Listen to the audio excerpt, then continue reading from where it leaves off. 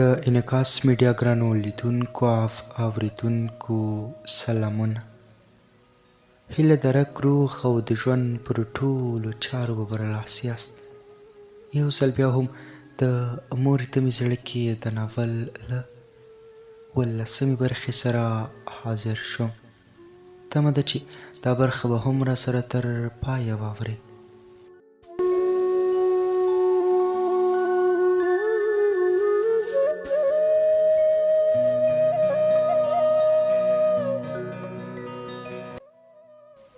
پلار جانه ته خو روغتون کې وې او ستا هغه درمل څه شول؟ خندونه شو او ویې ویل 2 ډاکټران مې په روغتون کې وویرول، هغوی زه پرېښودم. خو پلار جانه هغه درمل خو به دې راوړي ول، ولې دې داسې وکړل؟ په غوسه شو. زه لاړ شه، درمل به دې راوړي وای، زه د پلار یم او که ته؟ له ویرې مې وویل ښه سمه ده، د سړک سره ته ځم، کار مې دی. په کوڅه کې زړه ښځه روانه وه. په هر څه کې زما مورجانې ته تللې وه. هغې ته په کتو مې سترګې ورخښې کړې. بلکل هغې ته ورته وه. په غوږو کڼه ساده کالي او په څېره یې په خندا خوره وه. خو زړه مې عقابونه شوی کړی او په لنډو سلګو مې زړه ته اوښکې ښکته کړې. دغه شېبه مې پلار هم د باندې ووت. هغه چې ولیده غرې ونیو ویې ژړل او په ژړغوني غږ یې وویل زما اوس هم باور نه کېږي چې هغه به مړوي. هغې زه یوازې کړم او خپله لاړه. ومې ویل صبر ولره پلار جانه، همدا به د الله تعالی رضا وي. اوس درځه چې کور ته ځو، ناوخته دی. ورېندارې مې ډوډۍ راوړله. پلار مې کېناست او ویې ویل اسیره راځه چې ډوډۍ خورو. زما خو زړه ته نه کېږي ورېندارې. زهرا ډوډۍ نه خوري؟ نه، هغه ویده شوې. ښه زه ځم جومات ته. د ماسخوتن جمع تیارول، لمونځ مې وکړ. بیا چې راغلم د کوټې په یو کونج کې اوږد وغځېدم. شپه تېره شوه. سهار 7 بجې وې. کتاب مې د تخرګ لاندې ونیو او د ظهیرې څنګ ته ولاړم. چې کله به مې زړه خفه و له هغه سره به مې مشوره کوله. د سړک تر غاړې ولاړ و. غږ مې پرې وکړ ظهیره. هغه مخ زما په لور کړ. روغبړ مو سره وکړ او ومې ویل وروره غواړم ملي اردو ته لاړ شم. نور تنګ شوی یم. په دغه ورځنۍ مزدورۍ سره زه د کور ستونزې او د مور هیلې نشم پوره کولی. ښه به وي چې په ملي اردو ته لاړ شم. که ژوند یاري وکړه بیا به هڅه وکړم. ستا څه نظر دی؟ واوره اسیره، ته اوس په 2م صنف کې یې؟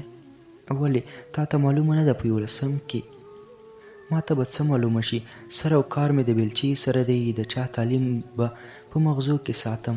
بله دا چې زه د پردی مزدور یم. تر څو چې زور لرم بیلچه به وهم. چې زور مې خلاص شو بیا به څه کوم؟ وروره په مطلب دې پوه نه شوم. مطلب مې دا دی 2 کاله اردو کې نه، په تعلیم کې تېر کړه. 11م او 12م خلاص کړه. ښوونکی خو به شي که نه؟ حد اقل پاکې جامې خو واچوي. ما غوندې خو به دې جامې په خاورو نه وي ککړې. ظهیر جانه تا سمه خبره وکړه. ډېره مننه یاره. زه به کوښښ کوم چې خپل تعلیم ته ادامه ورکړم. راغلی وځه وروره او هیله کوم اسیره د مور هیلې نیمګړې مه پرېږده.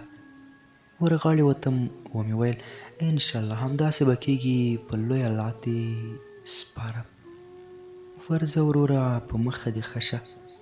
لاړم کور ته. شېبه په حویلۍ کې ودرېدم. مور مې یادېده. ناهیلۍ کټ کې کېناستم. ورېنداره مې چای راوړ. د هغه څېرې ته په لیدو مې داسې وانګېرله چې ګواکې هغه ناروغه ده، ځکه چې رنګ یې هم الوتی غوندې وه. ومې ویل ورېندارې زه خو ستا د اولاد پر څېر یم. ستا چې څه ته اړتیا وي د مور په څېر راباندې امر کولی شي. که څه تکلیف لري نو ووایه. هغې ویل وروره ښه نه یم، ډاکټر ته ځو. ښه ورېندارې راځه همدا اوس ځو. چای خو دې وڅښه. نه ورېندارې لږ مې څښلی بس دی. دوا مې واخیسته. 200 روپۍ کې دې 200 مې ورکړې. هغه ویل نورې؟ ومې ویل باقي به دې پور شي، کار کوم بیا یې درکوم. هغه ویل په وخت به یې راوړې. ومې ویل انشاءالله. زهرا دغه دوا ونیسه او راځه چې ځو. ګل لاله زه یې نشم نیولی، زما څخه ولېږي. ښه سمه ده، ما ته یې راکړه. د دې دوا په لیدو سره مې مور را یاده شوه چې 3 کاله مخکې زخمي شوې وه. هغې له درده څخه یې زګیروي کوه او ما ورته کورنۍ دواګانې لګولې. نو کاش چې هغه وخت مې د توان درلودی او د کورنۍ درمل پر ځای مې هغه هم ډاکټر ته وړی وای. ورېندارې مې وویل څه سوچ وهي؟ څه نه، خو په مور مې چې کومه سخته تېره شوې هغه مې ځوروي. الله تعالی دې وبخي او تا ته صبر جمیل غواړم. امین. مننه ورېندار. کور ته چې ورسېدو په ګډ کې پرېوتم. د مور په تېرو یادونو کې ډوب وم. په همدې شپه راغله او ویده شوم. شپه تېره شوه. سهار وختي د مور قبره څنګ ته ورغلم. تلاوت مې وکړل او دواړه لاسونه مې لاپه کړل. دعا مې وکړه. له هدیرې پاڅېدم. مخې لوري ته مې د نور احمد کاکا باغ و.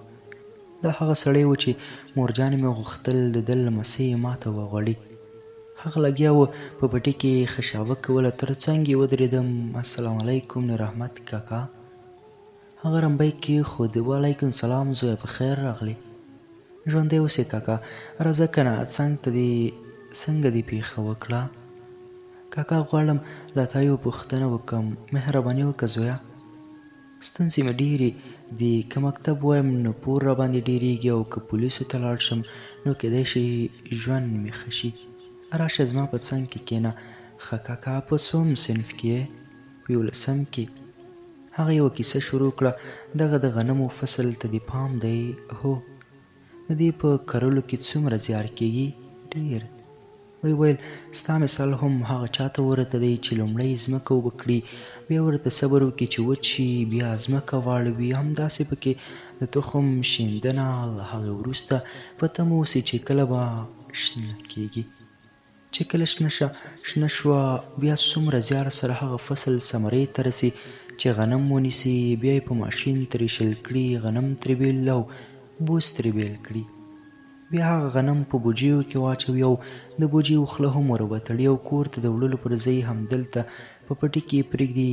ته هم همداسې یې. اوس دا غنم په پټي کې مه پرېږده، کور ته یې یوسه. په مطلب مې ورسېدې؟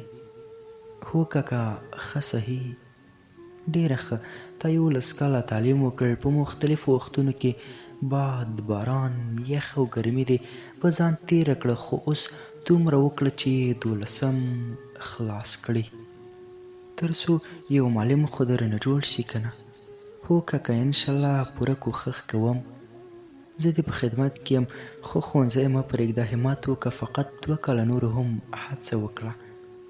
په ځان هر قسم سخته وزغمه، خو پام چې ښوونځی پرې نه ږدې. دا به ثابتوي چې یو زوی د خپلې مور هیلې پوره کړي. انشاءالله. برکتي شي. تا زما د غوږونو پردې خلاصې کړي. که ستاسو خوښه وي زه به ولاړ شم. ورځه. الله تعالی دې کامیاب لره. کور مو ودان کاکا. د سړک سره ته ووتم. له پاکستانه حمید او عاقب هم راغلل. ستړي مشي مې ورسره وکړه. یوه اونۍ همدلته و. بیا ټوله کورنۍ کابل ته لاړو. پور راباندې زیات و. 2 میاشتې مو کابل کې تېرې کړې. وروسته له هغې د جمعې سهار و. پلار مو په کټ کې ناست و. موږ 3 واړه هم مخامخ لاندې په توشک ناست و. د حمید او عاقب ماشومان هم راغلل. چای مو سره وڅښه. حمید ته مې وویل لالا چې هر نیمه امتحانونه مې سبا شروع کېږي، زه باید لاړ شم تر څو محروم پاتې نه شم. هغه وویل ګوره وروره، موږ خپلو کې ستا د مکتب په باره کې سوچ کړی. په موږ پور زیات دی. بس ته له ښوونځي تېر شه. څه لالا ته جدي یې؟ هو. دا زموږ اخري فیصله ده او ښه به دا وي چې له تعلیمه لاس واخلې، که نه نو کور کالي سره بېلوو او پور هم تقسیموو. دوی ملامته نه وو. د دوی ماشومانو داسې ویل زموږ خاوندان د کار کوي او دی به تعلیم کوي. ولې؟ حمید وویل زموږ زندگی خرابه شوې، ستا دې هم ورپسې شي. څه زموږ نه خو زیات نه یې؟ په زړه مې د خنجر وار وشو، خو دومره مې وویل زما نور څوک دي؟ پلار مو په هغه حال، مور مو هم نشته. که تاسو ما سره مرسته ونه کړئ دا ورورولي به ښې پایلې ونه لري. او دا هم واوره، لاس چې مات شي خپلې غاړې ته پرېوځي. کېدای شي ستاسې د راتلونکي نسل خدمتګاره واوسم. که تعلیم ونه کړم نو زموږ راتلونکی به څه وي؟ آیا تاسې غواړئ چې اولاد مو هم بې تعلیمه شي؟ آیا په هغوی هم د خښتو کار کوئ؟ ګوره لالا، پوهېږم ځواب به دې نه وي، زه هم په زړه کې د مورجانې هیلې لرم او انشاءالله په هر حال به یې پوره کوم. حمید لالا مور خو نشته پلار نه، به څه ګیله وکړو. ارمان لالا هم غوښتل چې تعلیم راباندې وکړي، هغه هم په نیمه لار کې پرېښودو. تر یوه حده تا خپله هڅه وکړه زه دې په ښوونځي کې شامل کړم، اوس چې نصیب د بېلتون دیوال درولی، دا دیوال وغورځوه او په نیمه لار کې مې مه پرېږده. زه به د یوه ورځ ضرور په کار شم، ما ته د تلو اجازه راکړه. حمید او عاقب مخ راڅخه واړوه او چوپه خوله د باندې ووتل. په سترګو مې د بېوسۍ اوښکې راغلې، په چاودو لاسو مې اوښکې پاکې کړې. د هغوی ماشومانو ولیدم، له درده ورته موسکۍ غوندې شوم. دا اوښکې هم په خپل اختیاري وې چې کله یې خوښه شي بهیږي. شونډې مې په رپېدو شوې، ګیله مې خولې ته راغله. په ژړغوني غږ مې وویل مورې ولې دې تا دې وکړه، ولې مورې ولې؟ مازدیګر بیا لاړم د حمید څنګ ته، هغه د خاورې په موړه ناست و. په ویښتو مې لاس را تېر کړ، خوله مې نوره نه جوړېده، خو بیا مې هم ورته لګیا شوم. لالا صرف یوه اونۍ اجازه راکړه، بله اونۍ بېرته راځم، شپه ورځ به در سره کار کوم. ویې ویل ښه سمه ده، خو صرف یوه اونۍ. هو بس یوه اونۍ. سهار وختي 5 بجې مې د جلال آباد په لور حرکت وکړ. په هغه ځای مې بیا نظر پرېوت، په کوم ځای کې چې د ماین چاودنه شوې. اخ زما ځینې جدا کړي مورې، یا الله هغه ظالمان تباه او برباد کړي چا چې زما څخه مور بېله کړه. کورنۍ به یې څه نه وایم چې په هغوی کې کوم ماشوم یې بې موره نه شي. له هغه ځای په پناه کېدو شوم، سترګې مې پټې کړې، په سینه مې لاس کېښود، په ژبه مې همدا کلمه راغله مورې ستا هیلې زما دي. کله چې ورسېدم 9 بجې وې، له موټره ښکته شوم، سر مې لکه غر راباندې دروند و، پښې مې میږي میږي کېدې. لومړی مې د مور زیارت کول غوښتل، قبر ته یې نږدې شوم، شناخته مې ورته ښکل کړه، 3 جملې مې ورته وویلې: مورې الله تعالی دې وواړه جنتونه په نصیب کړه، ته مې ویاړ او حوصله یې، نن مې امتحان دی ما مه هېروه. غږ راباندې وشو، مخ مې چې واړاوه صنفي مې وستړي مشي مو سره وکړه. هغه ویل 2 امتحانونه در څخه تېر شوي. لومړی د هغو د استادانو پوښتنه وکړه چې کورونه یې تقریبا 500 متره لرې دي او 9 بجې بل امتحان، راځه بیا. مننه ورور مې، ته ورځه زه هم درځم. هوډ مې وکړ چې د استادانو کورونو ته ورشم، خو له نیکه مرغه لاره لنډه شوه. هغوی وحدت کاکا سره په باغ کې چای څښه. ورنږدې شوم، د سلام جرات مې وکړ، خو د تېر شوي امتحان لپاره مې شونډې نه خلاصېدې. په سوچ کې شوم چې څنګه ورته یادونه وکړم. هغوی راته ویل ته له غیر حاضرو څخه یې که نه؟ ایله چې شونډې مې خبرو ته خلاصې شوې. هو ستاسې مور لپاره ډېر خفه یو. اوس مو پلار څنګه دی؟ الحمدلله هغه ښه دی. په زړه کې مې د تېر امتحان سودا و بخت یاري وکړه. د هغوی مې تل احترام کوه، ځکه چې ما ته ګران و. زه خوش نصیبه وم چې هغوی هم ما سره مینه کوله. یو د قرآن کریم استاد او بل یې هم د پښتو. هغوی ډاډګیرنه راکړه اسیره، ستا د کور په حالاتو موږ پوهېدو. موږ څه ستا پلوي خو ټول هم صنفیانو کوله. د هغوی غوښتنه وه چې موږ په تا نه محروموو. نو زویه ته بېغمه اوسه، موږ ته کامیاب کړی یې. له خوښۍ مې نږدې و چې زړه ودرېږي. ومې ویل رښتیا؟ هو بلکل شک لري؟ نه ډېره مننه کوم، د مننې وړ نه ده. اوس لاړ شه، نورو مضامینو ته ځان چمتو کړه. هو انشاءالله، بیا هم خوښ اوسئ، د خدای په امان. 3 امتحان مې د نګران و. ساعت ته مې وکتل 8 بجې وې. سهارنۍ مې نه و کړی، په خېټه کې مې وچ درد شو. بیا هم ځان مې ښوونځي ته ورساوه. ټولګیوالو سره مې ستړي مشي وکړه. له دوی نه یو وقاص نومېده، هغه خوش خبري راکړه: ته په 2 میاشتو کې هیڅ غیر حاضر نه یې. موږ ټولو ژمنه کړې وه چې اسیر ورانه غیر حاضر نه شي.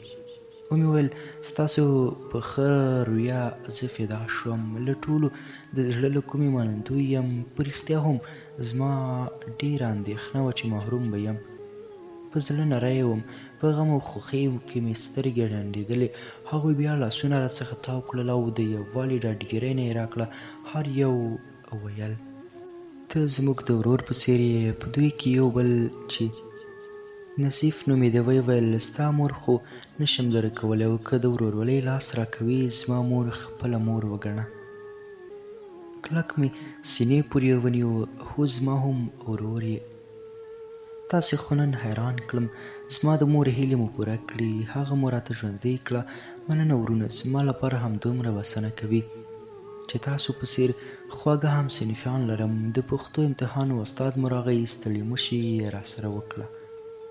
استاد مو د مور په هکله یو څو ښکلې خبرې وکړې. په خبرو کې یې داسې تاثیر و چې کله مې په سترګو کې اوښکې راغلې هېڅ په ځان پوه نه شوم. استاد وویل ولې څه وشو چې ژاړې؟ نه استاد، بیا خو د خوښۍ اوښکې دي. ستاسو په خبرو کې غرق ننوتی وم، ډوب وم. سترګو بیا زما کله منله؟ هغه خو د زړګي مني، نو د اوښکو خپل اختیار دی چې کله وغواړي بهیږي. رښتیا دي زویه، هله پاڼه در واخله او ازموینې ته چمتو شه. ازموینه په خیر تېره شوه. کور ته لاړم. د وره قلف مې خلاص کړ. چپه راسونه یې زنګ نیولي و. په ټېلو وهلو سره دروازه وچونګېده. په حویلۍ کې چوپه چوپتیا خوره وه. کتابونه مې په لاس وه او نره یې مې لټوله. اشپزخانه مې پیدا کړله. ډېرې دوړې پرتې وې. په څنډ مې وهله. غبار مې ستوني ته ننوتل. په ټوخېدو شوم. د ډېرې ټوخي له امله مې دیوال ونیو چې سترګې مې رڼې کړې. په ګوشکو مې نظر ولګېد. تېر وختونه یې راپه یاد شول. په زړه یې سوری سوری کړم. ژړا راغله. شېبه ورسره په خبرو شوم. ومې ویل مورې ته چیرې یې؟ وګوره ستا ګوشکي مې پیدا کړه. اخ وبخه، ته خو هدیره کې یې. درځم څنګ ته دې. هدیرې ته ورغلم. په څنګ کې یې کېناستم او په ژړغوني غږ کې مې له هغه سره خبرې کولې. یو لاروی سړی راغی او ویې ویل وزویه زړه مه خوره، هغه اوس نشته. هغې ته یوازې دعا کوه بس. په داسې کار سره ورته تکلیف مه ورکوه. آیا ته غواړې چې مور دې په تکلیف شي؟ سر مې د نه په بڼه وښوراوه. بیا نو پورته شه، نفلونه او دعاګانې ورته کوه. هله پاسه. سړی لاړ او د ګوشکیانې مې ورته د قبر تر څنګ ښخې کړي. ومې ویل مورې زه نه غواړم چې ته په تکلیف شي، ځکه چې ته تل له ما سره یې. کور ته لاړم. تقسیمات مې وکړ. د فزیک امتحان و. د کتاب په لوستلو مې پیل وکړ. ناوخته ووږی وم. غرمه مې هم د اوبو سره بسکټ خوړلی و. اوس نو وچه ډوډۍ له کومه کړم. زړه مې بد بد کېده. سره غاړې ته ووتم چې ځان ته څه واخلم. 2 دوکانونه و، هغه هم بند ول. ناهیلې بېرته خونې ته راغلم. شمعه مې روښانه کړه. په بام دراب شو. زړې ډاګې وچونګېدې. ستونی مې زیږ شو. خدای خیر، زه خو بلکل یوازې یم. دا بلا څه وي؟ ورو ورو مې د بام ته سر ښکاره کړ. نږدې و چې د مرستې چغه مې کړی وای. درب شو چې بیشو ټوپ وهل. آی مې کړله. له غوسې مې تندی تریو شو. ومې ویل ای د سپي د خوراک شي. له منه خو دې زړه وویست. کوټې ته ننوتم. کتاب لوستلو ته مې زړه و، خو له ډېرې ویرې مې ایسته کړ. څادر مې له ځانه تاو کړ او پرېوتم. خوب ژر راغی، نو ځکه خو ژر ویده هم شوم. د سهار اذان راپورته کړم. ژر جومات ته لاړم. جمعې ته لا وخت پاتې و. سنت مې وکړل. له المارۍ څخه مې قرآن کریم راواخیست او په تلاوت مې شروع وکړه. کله چې امام ودرېد زه هم په صف کې ودرېدم. وروسته د لمانځه کور ته راغلم. تېرو درسونه مې تکرار کړل. شېبه لا وتې نه وه چې ټک ټک شو. ور مې خلاص کړ. د وحدت کاکا زوی و. ورته ومې ویل په خیر راغلې وروره. خیر اوسې. پلار مې ویل اسیرو ته ووایه سهارنۍ تیار دی، موږ کره راشه. اخ دې ته څه اړتیا وه؟ اوس چې راغلی یې ورځه، زه هم درځمه. ژر مې ځان تیاره کړ. ومې ویل شکر خدایه، په نهاره ګېډه به مې څنګه امتحان ورکوه. په لږ ځنډ د باغ مخې ته ورسېدم. وحدت کاکا راغی. روغبړ مو سره وکړ. هغه وویل له صنفي نه دې خبر شوم چې ته راغلی یې، خو کور ته به راتللې که نه؟ خیر اوسې کاکا، ستړی وم، نه مې غوښتل چې تاسې په زحمت شئ. بس څه چې وشو هغه تېر شو. راځه چې چای پخېږي. راځه چې ځو. په باغ کې مو چای وڅښه. وحدت کاکا لاړ خپل مکتب ته. وحدت د احمد کاکا زوی او یو ښه ښوونکی و. د پلار په څېر صادق او د خوږو مشرانو له جملې څخه وه. د امتحان تر پایه یعنې 4 شپې مې همدوی کره تېرې کړې. ښه په ورین تندي زما مېلمستیا وکړه. د احمد کاکا غوره نصیحت هېڅ د هېرېدو نه دی. دا د الله تعالی مهرباني او د احمد کاکا هڅونه وه چې د خپلې مور هیلې پوره کوم. تر پنجشنبې مې امتحانونه ورکړل. د هغې نه وروسته 4 نور پاتې وو. حمید سره مې ژمنه کړې وه چې د اونۍ په اخره کې درځم. اوس حیران وم چې پاتې امتحانونو سره به څه کوم. د اوړي سخته ګرمي وه. غوښتل مې چې د هر یو استاد کور ته ورشم او ورته ووایم چې ما سره دې باید په پاتې مضامینو کې مرسته وکړي تر څو د امتحان نه ورکولو په صورت کې مشروط پاتې نه شم. یو د کیمیا استادو چې کور یې ډېر لرې وه. له کوره مې خپل زوړ سایکل راوویست او حرکات مې وکړ. د هغه کور د غره تر څنګ په شګه کې ولاړ شګلانې وې او ګرمي هم زیاته وه. د سایکل ټیر یې ګړز وهل، پنچر شو. پیاده شوم، خوله راڅخه روانه وه. تږی وم او سر راباندې ګرځېده. کله چې د هغه کور ته ورسېدم، کور مخې ته یو ډمبو سپی پروت و. داړې یې راته چینګې کړې، ویښتان یې نیغ ودرېدل او له ویرې مې ستونی زیږ شو. سپي غږ کړل او ما چیغه کړه استاده. کړنګ شو چې غټه دروازه یې خلاصه کړه. ویې ویل څه دې ولې چیغې وهي؟ او مې ویل اول سپی وشړه. هغه سپي ته کورې کړل، وتښتېد. نږدې شوم، ستړې مشي مې ورسره وکړه. هغه ناشناو صنفیانو راته ویلي و چې د کیمیا استاد بدل شوی او امداد الله نومیږي. څم د واره مې وویل امداد الله استاد یې؟ هو. او تاسو څوک؟ زه اسیر یم، ستاسو شاګرد یم. سبا مو د کیمیا امتحان له موږ سره دی. ښه، ډېر ښه. څه خدمت کولی شم وروره؟ استاد، ما ډېره په سختۍ دغه څو امتحانونه ورکړل. 2 امتحانونه رانه تېر شوي وو. د هغو استادانو د کور ودان وي چې زه یې کامیاب کړی یم. استاد محترم، یو امتحان ستاسو او 3 د نورو استادانو پاتې دي چې د هغوی هم څه چاره وکړم. ګنې مشروط به شم. زه غواړم چې د مور هیلې پوره کړم او ورونه مې وایي چې تعلیم پرېږده، خو زه نه غواړم چې پرېږدم. په ډېرو زر او زارۍ یې یوه اونۍ اجازه راکړې. باید د کار لپاره بیرته کابل ته لاړ شم. په ستونزو کې ګیر یم. په دې خاطر ستاسو کور ته راغلم. نور ستاسو خوښه چې ما سره څه کوئ. یوه چاره شته. ته یو داسې څوک پیدا کړ چې ستا په نوم یوه ورقه کې سوالونه واخلي. هغې نه وروسته به زه د کامیابۍ نمرې ورسوم. آیا کولی شي؟ هو، ولې نه. ټول صنفیان یې راته کوي. په هغوی باور لرم. بیا خو سمه ده، زما له خوا ډاډه اوسه. مننه مې ترې وکړه. ستونی مې وچ او په اواز کې مې هم تغییر راغلی و. هغه پوه شو چې تږی یم. ژر یې له کوره یخې اوبه راوړلې ومې وڅښلې. له خوښۍ موسک شوم او بیا ترې لاړم. همدا موضوع مې له هغو استادانو سره هم شریک کړه. آباد دې وي، هغوی هم ناامیده نه کړم. د زړه له کومې ترې خوښ شوم. مازدیګری ناوخته و. د کور په لور روان وم. سوچ مې کاوه چې د پرچو کار چاته وسپارم. په ذهن کې مې نظیف راغی. چا چې راته ورور ویلي و. د هغه د ویالې پر غاړه دوکان و. خوراکي توکي یې خرڅول او تر څنګ یې کور هم و. د هغه څنګ ته ورغلم. سایکل مې ودروه. د سلام په وړاندې کولو سره مې یو بل ته غاړه ورکړه. شیبه سره ناست و. خبره مې ورسره شریکه کړه. ومې ویل سبا کابل ته ځم. ویې ویل امتحانونو سره څه کوي؟ د همدې په اړه در سره غږېږم. ښه وایه که نه. په ټولو استادانو ګرځېدلی یم او خپل عذر مې ورته وړاندې کړی دی. د هر یو د کور ودان وي. ټولو ډاډګرنه راکړې چې کامیابوي دې. په دې کې یو استاد راته مشوره راکړه داسې کس پیدا کړ چې سوالونه واخلي او له نمرو څخه بېغمه شه. ما ورته وکړل ته یې کوې وروره؟ په دې کې د پوښتنې څه خبره ده؟ ولې نه، په سره سترګو یې کوم. دواړو سره غاړې وتو او خدای پاماني مو سره وکړه. سهار وختي مې کابل ته حرکت وکړ. د رسېدو سره سم حمید او عاقب سره موسک شول چې اسیر یې کړې ژمنه پوره کړه. تقریبا یو میاشت دلته و. بیا له دې ځایه پاکستان ته مو کډه وکړه تر څو د هغه ځای د پور هم بندوبست وشي. تر 3 میاشتو پورې اسلام آباد کې و. له هغه وروسته یې سالانه امتحانونه شروع کېدل. د حمید څنګ ته ورغلم. وروره زه خو وطن ته ځم، امتحانونه مې شروع کېږي. هغه په قهر وویل دې پور سره به څه کوو؟ خو وروره زما ته تګ اړین دی. هغه د نه تلو ټینګار وکړ. ما هم د د تلو لپاره هڅه وکړه چې امتحان ته ځان رسوم. عاقب راغی او هغه هم نه منله، ویل یې په یو شرط تلای شي. څه شرط وروره؟ کور کالي سره بیلوو، بیا چې تعلیم کوي کوی که نه. د افسوس سیلای مې زړه ته ښکته شو، اوږده ساه مې واخیسته. په کوم ځای مو ودرولم؟ ښوونځی زما د هیلو کیلي ده، دا کیلي ما نه مه اخلئ. هغه وویل موږ نور د پوړولو نه په تنګ شوي یو، د خپل پور غم دې وخوره.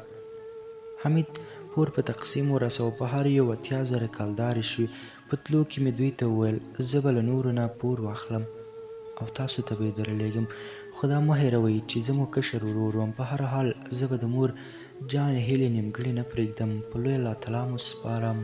پلار مې راغږ کړل، ودرېږه زه هم درځم. زهرا وویل ګل لالا ما له ځان سره نه وړې؟ ومې ویل نه خورکۍ، عمر دې کم دی، بیا به خفه یې. نه لالا، کالي به درته څوک پرېمینځي؟ اخ قربان دې شم، کالي مې پرېمینځي؟ هو که نه، واړه واړه کارونه به هم کوم. هله بیا خو راځه نو. د حمید ماشومانو ویل دا وړه ده مه یې وړه. هو ورېندارې ته سمه خبره کوې، وړه خو دا کوم احساس چې تاسو نه لرئ له دې یې زده کړئ. زما کالي پرېمینځي، زهرا به لویه شي، زموږ به خدمت وکړي او د دې روزنه به زه نه بلکې لوی الله تعالی یې کوي. پلارجان او خورکۍ راځئ چې ځو. ماسخوتن و چې ځای ته ورسېدو، ور مې خلاص کړ، تا په تیاره وه. غږ مې کړل پلارجانه د اور دبله یې خوراکه، صبر چې په واسکټ کې یې وګورم، واخله پیدا مې کړ. راکه پلارجانه ته زهرا په غېږ کې واخله چې ویده ده. تیلی مې بل کړ، شمع مې لټوله، په المارۍ کې مې لاس ګرځاوه، یو څه نرم مې له ګوتو سره لمس کړل. هغه مې په سر ټوپ کړ، چیغه مې کړه. پلار مې وویل څه وشول زویه؟ څه نه پلارجانه مږک و. شمع مې لاس ته راغله، روښانه مې کړه. ومې ویل پلارجانه چای درته دم کړم؟ نه زویه، ګنګس یم، ویده کېږم. د خوب کالي مې ورته چمتو کړل. ومې ویل زهرا ما ته راکه او ته هم کټ ته لاړ شه. په بل کټ کې مې خورکۍ له ځان سره واچوله او ویده شو. د سهار اذان مې تر غوږ شو، بیدار شوم او لاړم جومات ته. لمونځ مې وکړل او لاسونه مې لپه کړل. یا الله ته مې له هغو ستونزو وژغوره په کومو کې چې یې سهار یم. زما د پور او ښوونځي دغو ټولو صرف تا سره دی. یا الله زما دعا قبوله کړه. له جوماته راووتم او لاړم وحدت کاکا دوی کره. روغبړ یې راسره وکړل. د وحدت کاکا ښځې په نغري شیدې ایښولې وې او ګیلاس یې ترې راډک کړ او ویې ویل واخله زویه ګرم دې وڅښه. د یوې شېبې لپاره مې اوښکې نه ایسارېدې. هغه وویل څه وشو زویه؟ ومې ویل هسې د مور مینه رایاده شوه. زویه زما مور نه ګڼې؟ سر مې د هوک په بڼه وخوځاوه. پلار او خور دې څنګه دي؟ ښه دي، هغوی په کور کې دي. شپې ناوخته ورسېدو. اخ خو مونږ کره به راغلی وای که نه؟ ډېر ناوخته و. خیر بیا به سره خبرې کوو. اوس ځم چې هغوی هم راپورته کړم. هغې وویل صبر شه، ژر لاړه، چاینک یې له شیدو ډک کړ، دسترخوان کې یې ډوډۍ تاوه کړه. ویې ویل دا هم له ځان سره یوسه. کور ته چې لاړم هغوی مې پورته کړل او چای مې ورته کېښود. پلار مې ویل زویه دا دې له کومه کړل؟ د وحدت کاکا ښځې راکړل. خورئ تاسې چای وڅښئ، زه صنفي څنګ ته ورځم. سمه ده ګل لاله. د نظیف څنګ ته ورغلم. هغه په دوکان کې ناست و. زما په لیدو دومره خوښ شو چې نږدې له خولې یې لویه کړیکه وتلی وای. ګرانو اورېدونکو دا و د مورې د مې زړه کې د ناول 18مه برخه. تر بیا ورتلونکې برخې تاسې په پاک او مهربان رب سپارم.